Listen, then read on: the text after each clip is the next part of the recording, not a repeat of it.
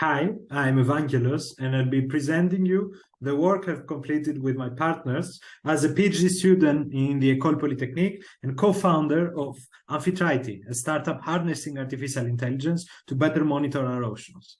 So this is an application of computer vision on satellite imagery, particularly infrared one, to detect oceanic structures that we call eddies.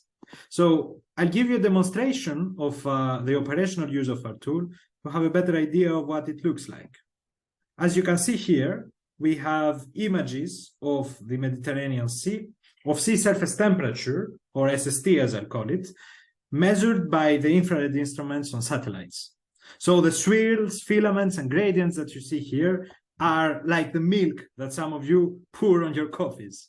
And you can see that we do have some rotating structures that are shown with these swirls. These are actually the eddies that I spoke about. They do trap inside them heat, salt, and nutrients, and that makes them of particular interest for oceanographers to detect.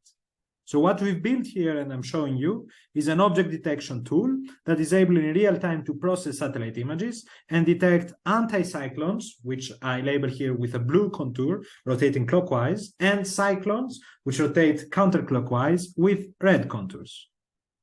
You can see that this tool can not only work in real time, but for many days and regions of the globe. So let's have a better look on how it works. So to train a neural network doing the object detection, we actually need accurate ground truth of eddies. And that, unfortunately, we cannot find it in satellite images as we do not have the exact position. So we do use a transfer learning schema using data from numerical oceanic models to create our training set.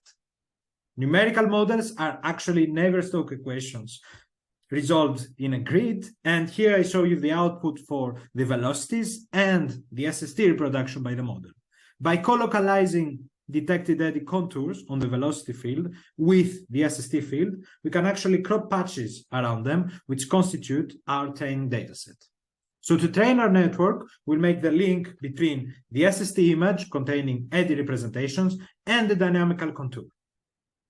To do that, we use an encoder-decoder with 1 downsampling and 3 upsampling branches, and of course, the convolutional and batch normalization operators, as well as keep connections between the layers.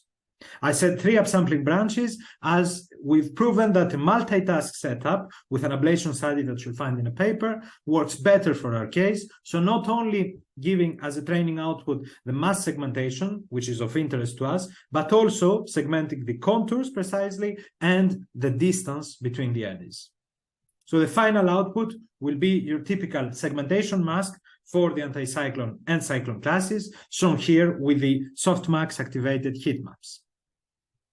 And how does this perform? Well, it proves much better than the actual methods used today in operational oceanography on different types of data and without using machine learning. Not only we improve in precision and particularly recall of these detections, but also in the position and the size of the detected structures. So by sharing you again this demonstration on the Mediterranean Sea, I'd like to point out how particularly interesting it is operationally to detect these structures, as many maritime stakeholders are interested on applications concerning the monitor of microplastics or the concentration of pelagic species around them. And with that, I'd like to thank you for your attention.